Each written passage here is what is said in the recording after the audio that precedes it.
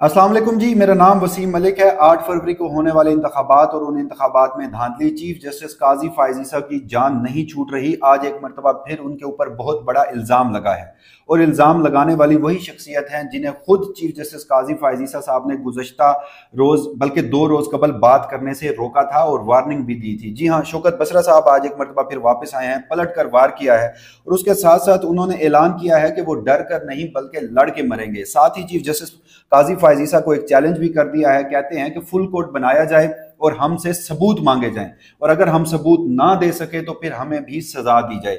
ये तमाम तर मामला क्या है, आज की इस वीडियो में आपके सामने तफसील से जरा बात रखता हूं कि शौकत बसरा साहब ने आज क्या कहा, 2 रोज कबल की क्या सूरत हाल थी और इस सब में चीफ जस्टिस काजी फायज ईसा साहब जो हैं वो कहां पर स्टैंड करते हैं। इसके साथ साथ आज एक सहाफी हैं असद तूर साहब, उन्हें FIA की जानिब से बुलाया गया था। 8 घंटे उन्हें इलीगली डिटेन रखा गया, उनके वकला को बाहर निकाल दिया गया और बिल आखिर 8 घंटे के बाद उनकी जान छूटी और वो वापस आए हैं। इस तमाम तर मामले की सूरत हाल है क्या, तो आज की इस वीडियो में जरा तफसीलन इन 2 मौज़ूआत पर बात करते हैं। सबसे पहले जनाब, आपको याद होगा आज से 2 रोज कबल वो जो एक मामला था जिसको मैं बारहा रिपोर्ट कर चुका हूँ, जो एक आर्मी के ब्रिगेडियर थे जिनका बाद में कोर्ट मार्शल हुआ, उनकी जानिब से सुप्रीम कोर्ट ऑफ पाकिस्तान में जो इंतखाबात को कलअदम करार देने के हवाले से एक दरखास्त दायर की गई थी।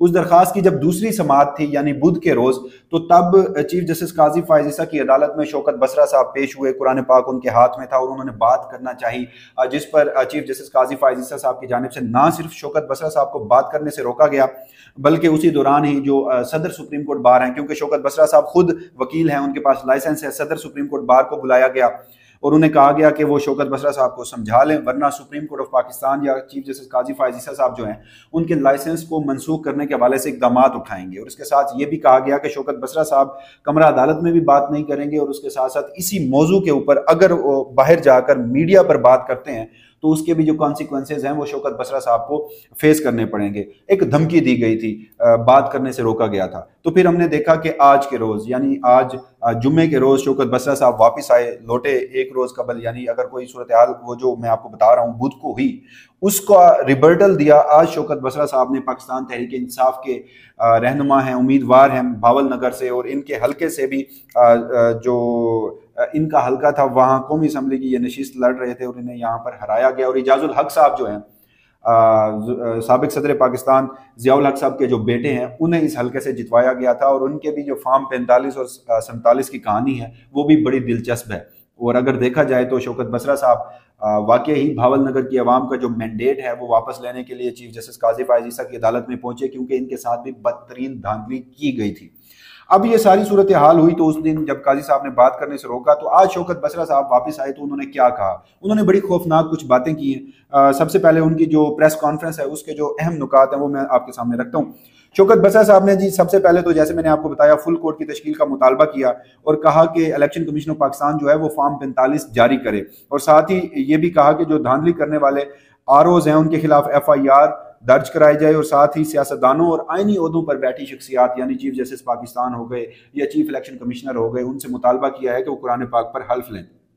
शौकत बसरा साहब अपनी प्रेस कॉन्फ्रेंस में बता रहे थे कि धांधली के खिलाफ केस में जब वो बात करने गए तो चीफ जस्टिस ने उन्हें रोका, दोबारा बोलना चाहा तो मुझे डांट कर चुप करवाया गया और धमकियां दी गई।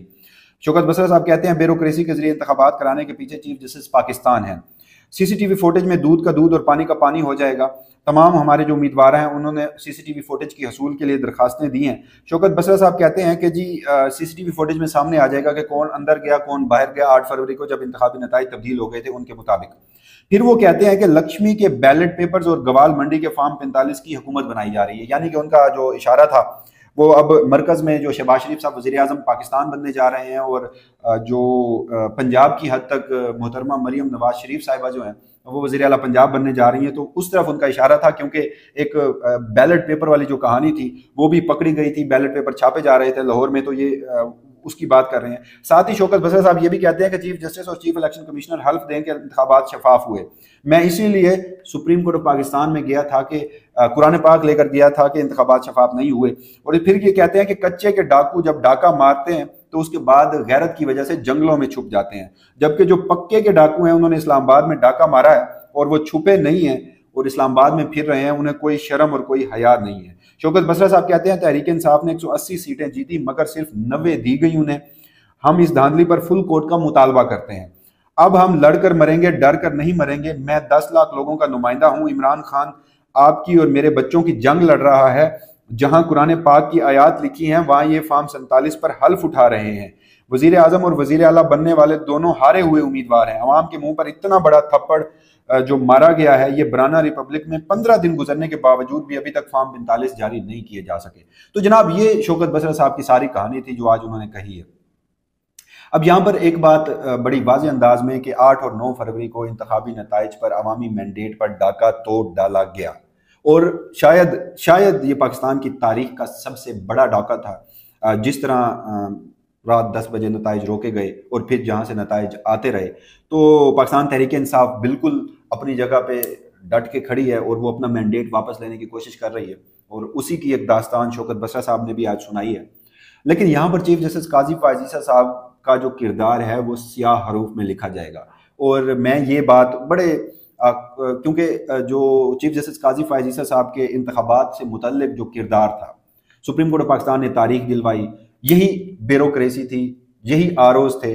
जब लाहौर हाई कोर्ट के जस्टिस बाकिर अली नजफी ने इन आरोज के तहत इंतखाबात करवाने से इनकार किया, यानी एक फैसला दिया, तो उसके बाद फिर 15 दिसंबर की वो रात याद है मुझे, जब चीफ जस्टिस काजी फायज ईसा साहब ने अचानक अदालत लगाई, इलेक्शन कमीशन ऑफ पाकिस्तान से इंतखाबी शेड्यूल भी लिया और फिर कहा गया कि इन्हीं ब्यूरोक्रेट्स के थ्रू जो अब आरोज और डी आरोज थे, जिन्होंने तारीख का सबसे बड़ा अवामी मैंडेट पर डाका डाला, उन्हीं के तवस्सुल से इंतखाबात करवाए जाएं। और फिर हमने देखा कि पाकिस्तान तहरीक इंसाफ को लेवल प्लेइंग फील्ड नहीं दी गई। पाकिस्तान तहरीक इंसाफ चीखती रही, मीडिया चीखता रहा, सोशल मीडिया चीखता रहा, मगर काजी साहब के जो कान हैं उन पर जूं तक नहीं रेंगी। फिर हमने देखा कि सबसे बदतरीन एक फैसला, जिसे मुल्की तारीख का, जमहूरी तारीख का, सियासी तारीख का बदतरीन फैसला, बल्कि अदालती तारीख का बदतरीन फैसला लिखा पढ़ा जाएगा, मौरख जो है वो इसे स्याह बाब से लिखेगा, वो था 13 जनवरी का वो फैसला जब मुल्क की सबसे मकबूल सियासी जमात से टेक्निकल बुनियादों पे उनका जो इंतखाबी निशान है वो छीना गया।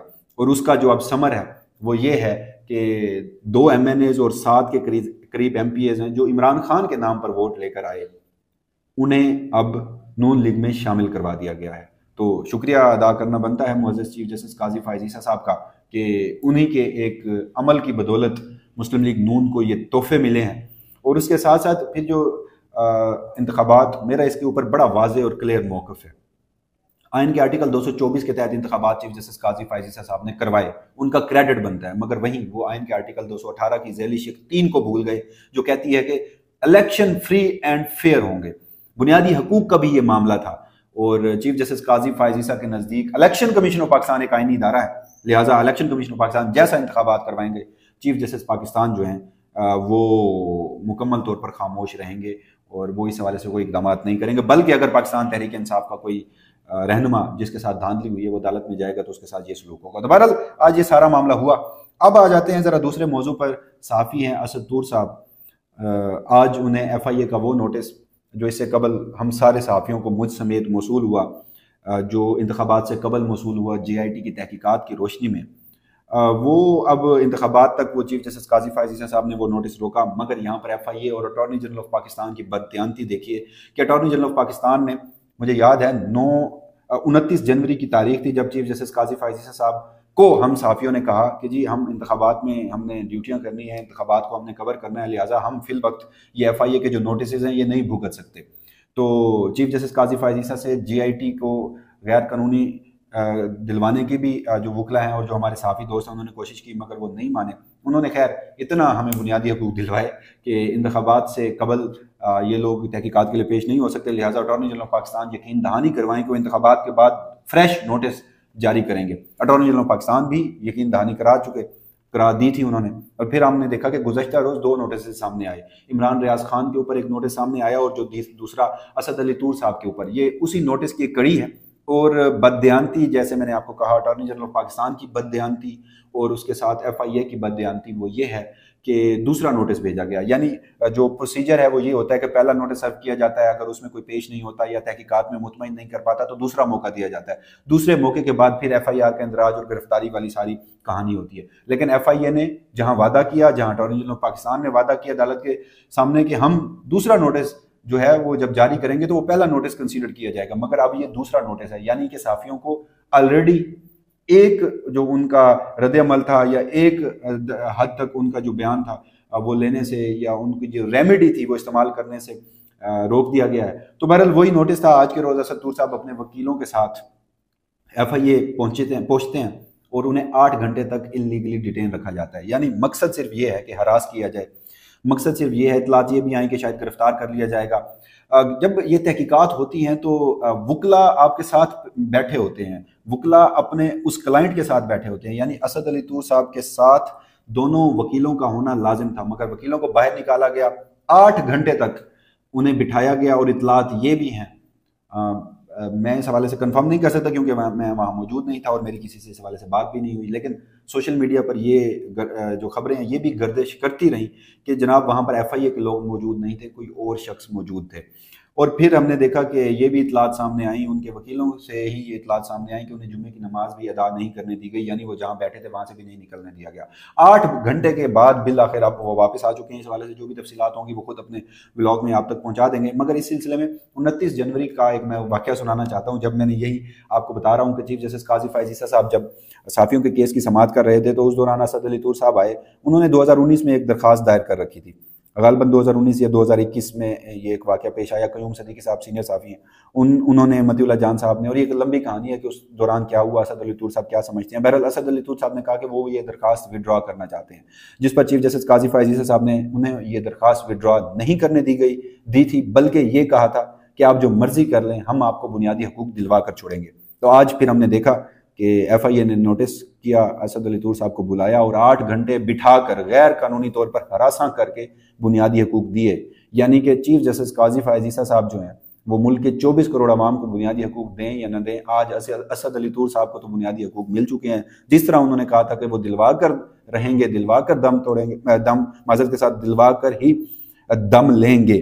तो अब इस सारे मामले के बाद और किस किस को बुनियादी हकूक़ चाहिए, अगर आप लोगों को भी बुनियादी हकूक़ चाहिए तो आप बता सकते हैं। इस हवाले से जो भी फर्दर डेवलपमेंट होगी वसीम मलिक अपने इसी प्लेटफॉर्म से आपको आगाह रखेगा। तब तक के लिए मुझे दीजिए इजाज़त। अल्लाह हाफ़िज़।